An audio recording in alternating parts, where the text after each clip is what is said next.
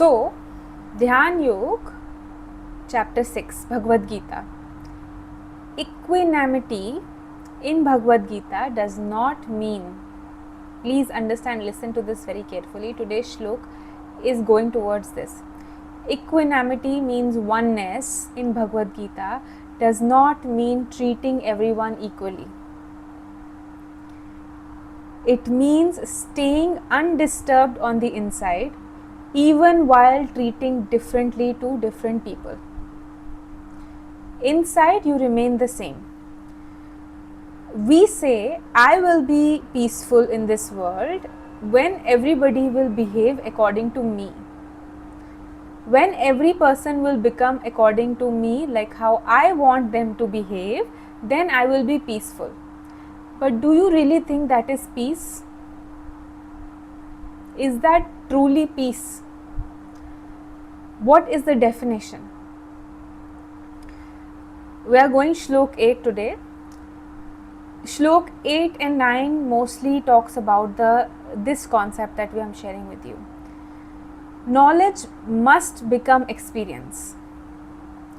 Shlok 8 from Dhyan Yoga, Bhagwan Krishna is saying, knowledge must become experience. Jnāna is empty without anubhav, without truly experiencing it. There is one way of saying that I am thought, I am not this body, I am not this mind.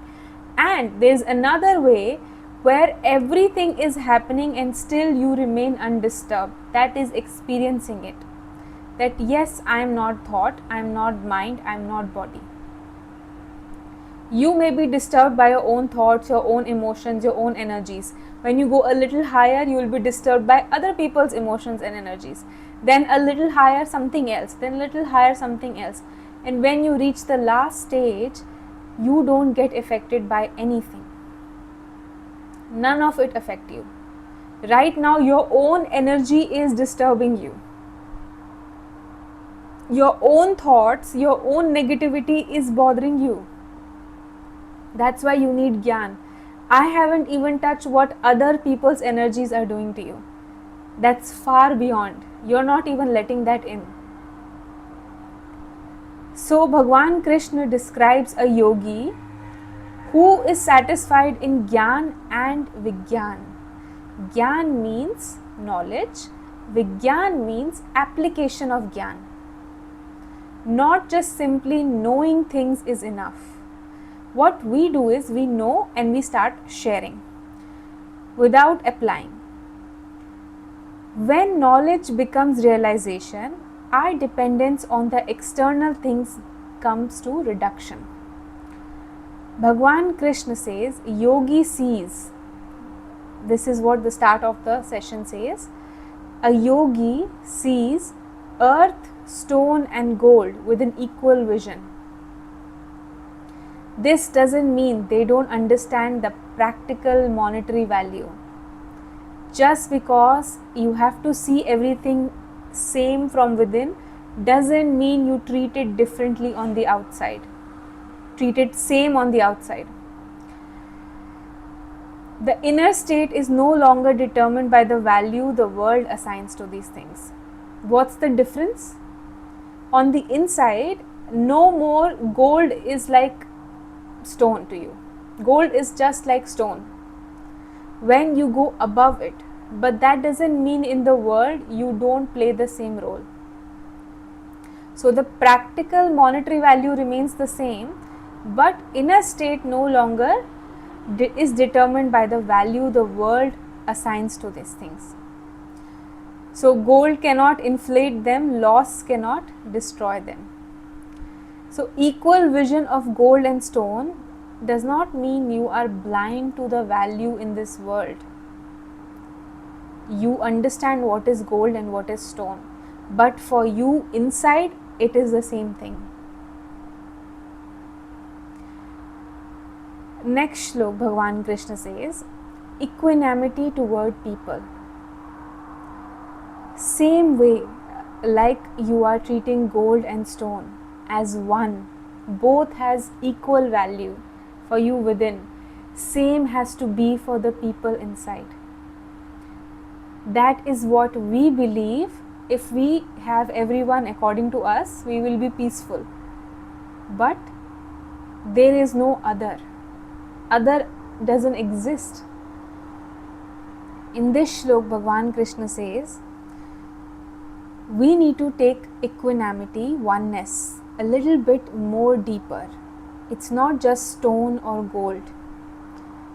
Not just, gold is equal to stone. It is relatively easy to say everything is equal. But what about people? A friend, enemy, someone who supports you, relative, stranger, someone you argue with, are all those people same?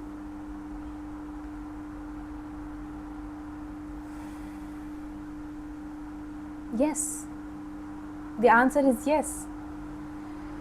Bhagavan Krishna says an elevated yogi, please understand, an elevated yogi develops some buddhi towards them. The other day I was telling someone, I think yesterday, that you are not seeing it, but God is playing a role in the form of these people so that you move on from your current state. This is some buddhi.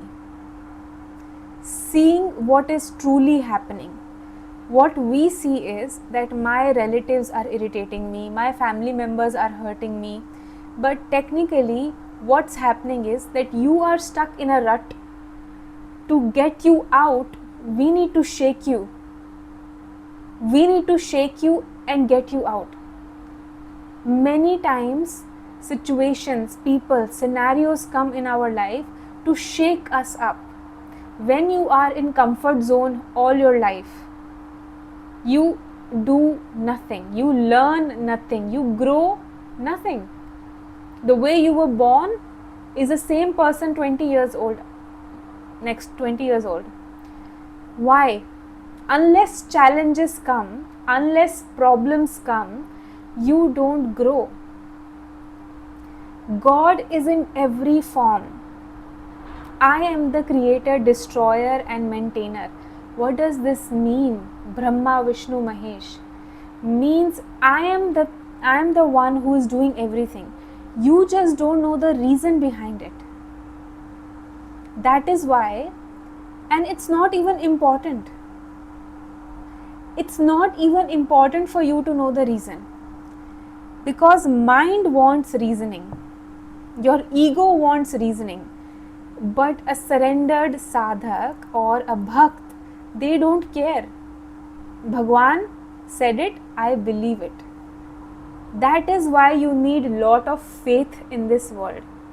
Let me tell you one thing. A person with no ego, a person with, let's say, less ego, and there is a person with more ego, but the less ego one has no shraddha, has no faith. He is still 100 births behind the one with so much ego. Do you know that? Shraddha, Vishwas, faith is everything. Ego comes up and down, it grows or it depletes. It can be controlled eventually. But if you don't have faith, nothing can work. Because you need to have lot of faith to change yourself, believe into something that Bhagwan Krishna said 5,000 years ago. He's not here now. You cannot see the miracles he did. That's why it is called mythology. You need a lot of faith in the unknown to believe all this and to put effort into yourself. So when he's saying an elevated yogi develops some buddhi towards everyone, equal vision towards a friend, enemy who is supporting you, who is against you, who is putting you down, who is hurting you, who is jealous of you. For every single person, he sees them as one. That God in their form is doing something. Unless realized, he doesn't know what he's doing. but a realized soul sees it. He sees what's happening, why things are happening. That is why the other day I told the fellow that you don't know why these people are in your house. They are trying to uplift you. You just don't see it. Some people are like kadvi dawai, bitter medicine. They are bitter medicine. God is not our enemy. If He was our enemy, then He is a really terrible person, if He purposefully wants to hurt everyone. So equal vision does not mean equal behavior. Just like a gold and stone, you see equally, but you still treat it differently in this materialistic world. Same way, friend, enemy, supporting, not supporting, mother, father, children, husband, wife, seeing them same but treating with them differently. You may trust one person and maintain distance from another. You may praise one action and stay another harmful action. It's important for us to understand. This is why I teach art of dealing with people, because unless we have that third eye, it's very hard to see how to treat rightfully with anyone. Following the dharma and also treating people right in the required action. Sometimes you have to be firm, sometimes you have to be a bit angry, sometimes you have to keep distance. But on the inside, you see everyone as same. So this should answer why there is no peace. Why there is no peace? Because we see everyone differently. First us, then everyone else. Now in the next shlok, Bhagwan Krishna is focusing on how to do meditation. Because we are in Dhyan Yoga, so he is teaching Dhyan Yoga practices in practical life. See, first he always talk about what is inside. On the inside, your mind should not have desires, it should be egoless, it should do karma without any attachment to the outcome. So he teaches all of these things. Then he diverges into physical actions. But whatever everyone can catch, they just catch it. Some people just catch physical actions, some can catch these ones. It depends on our own ability to understand. Everyone reads Gita, but only few truly understand it. Why? Because here, how pure you are. How clean is your vessel. Then only you will understand. It's a story, very beautifully said. One time, this king, he wanted Bhagwan Buddha to come and teach him spirituality. What he has learned, he wanted him to teach him as well. So he said, okay, I will come and teach you. He didn't even go to Buddha. He said, you come to me in my kingdom and teach me. So Buddha went, and he went with a patra of a bowl that he carries, and he said bhiksham dehi. But the moment king was adding the bhiksha in it, he saw that the bowl is dirty. So he told Buddha, the bowl is dirty, how will I put anything inside? Buddha responded, I am saying the exact same thing. The bowl is dirty. How can I put anything inside? Your bowl is also dirty. This vessel is dirty. How will anyone put anything inside? It's not going in. And that is why everyone listening to same thing yet unable to apply it. It's so hard. So moving to meditation, talking about what does a true yogi is, elevated yogi is. He sees equanimity in everyone, equal vision but different behavior. How do you sit for meditation? Let's talk about a little bit. Then tomorrow we will do a meditation exercise. Okay? Bhagwan Krishna is saying meditation begins before you even close your eyes. That's what he has always told, right? The practical meditation instruction says the seeker should practice in solitude when he is alone, with the mind disciplined, free from excessive expectations and accumulation. Now, what are the excessive expectations? Even with the Dhyan, you shouldn't have expectations. You are just practicing something. So, spend some time in solitude. Mind should be disciplined. Don't sit with demands. Don't sit with saying, oh, I have to experience so and so things in meditation. You are just simply there. You simply exist. This is the moment why meditation is such a big trend nowadays.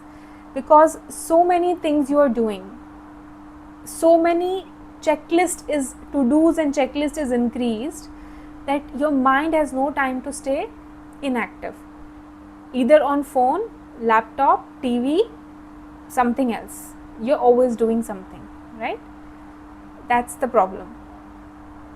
Now, when you sit still, completely still, doing nothing, that is where you realize you do nothing. You are not the doer. You simply exist in this universe. You simply exist. There is no identity of yours. If you were here this moment and was not here next moment, it would make no difference at all. It would make no difference at all. We simply exist, and that you experience for a few seconds when you are in meditation, when you go into stillness. That stillness, if you achieve 24 hours with jnāna, you understand you simply exist. Thoughts are coming, things are coming, action items are coming. You are still, you are doing it. I am not the doer. You exist. That is just self-realization.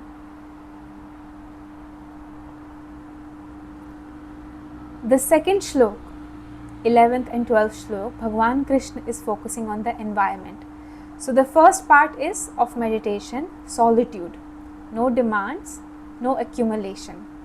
The second part is environment, posture. Both of the things are very important. Bhagwan Krishna says the yogi should establish a firm seat in a clean place, neither too high nor too low, and sit there for meditation with the mind and senses disciplined. In this place, he also shared what kind of asana you should have, kusha or some cloth or some, blanket or something. There are different styles of asana for different type of tapasya and sadhanas. But for us, let's keep it simple, of any cushion or something you can keep. Clean environment, no expectations, stillness, solitude, and just going within. Inner posture over outer posture. The next shlok, he explained what a true yogi is, what equanimity actually means, what does oneness means, going into what physically it means. Inside, physically, and then back inside. In the 14th shlok, Bhagwan Krishna says the inner posture matters more.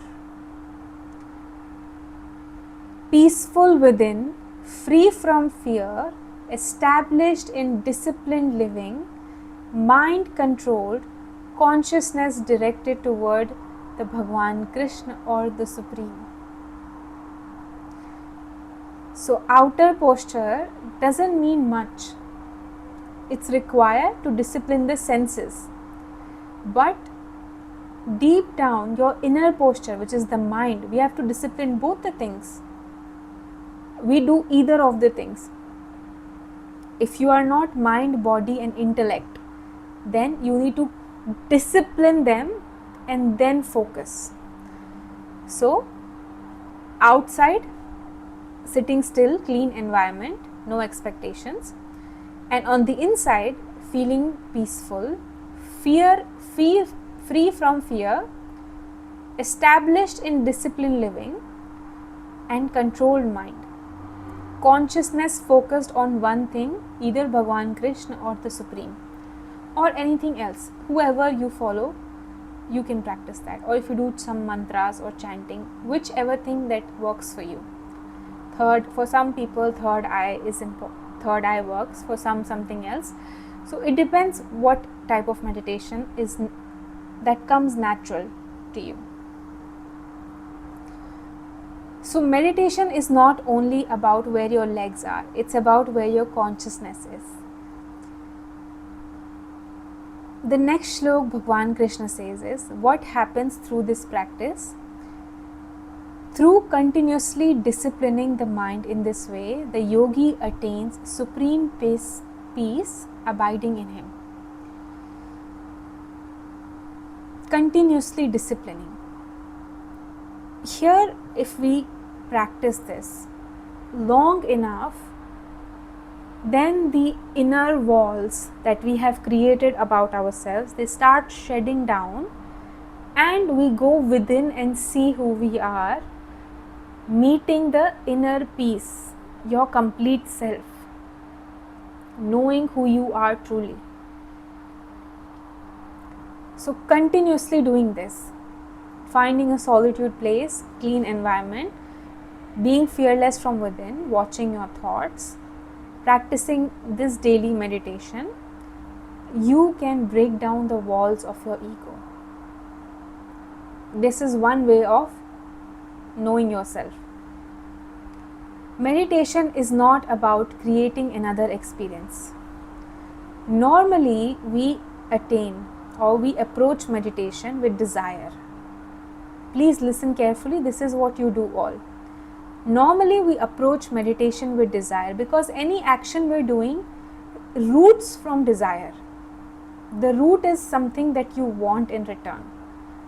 If in the materialistic world you're doing something, you're doing for luxury, fame, money, power, etc. And here if you're doing something, you're doing for mostly, new experiences, growing further in spirituality, knowing yourself more deeper. So everything roots in desire. Wanting peace, bliss, visions, enlightenment. But Bhagwan Krishna has already said, without expectation. He has said the words, without expectations. So gradually, your meditation should become, if it's going in this direction, it should become that I want to acquire nothing. I want to achieve nothing. I don't want to prove anything. I am simply enjoying myself. When I go within, I am simply enjoying myself. I sit, let the body become steady, let the thoughts arise and disappear. I don't chase them, don't fight them, I don't demand anything. I don't even want silence. If it doesn't come, it doesn't come. It's okay. It's okay. Everything is okay for me. So, when I close this, I want to ask you all, does this mean if you sit in meditation for long enough, would you be peaceful? Or if you start seeing people as they are and also start treating them equally, would you be peaceful? Or If people start behaving your way, will you be peaceful? What is it for you? Why do you want to do meditation? Not a lot of people want to do meditation to know themselves, to get enlightened. There is a hidden desire, I want peace. But in the beginning, a realized yogi finds peace even when there is chaos. Not just by sitting in a room somewhere, he feels peaceful. No, he is always peaceful. He sees peace in everything because he knows the reason behind things, because he is seeing everything as one. There is no duality in anything. Yet, knowing on the inside this, he does not change his behavior on the outside, like how he will not throw away gold like stone. He knows the materialistic value, yet on the inside both of the things have no value for him.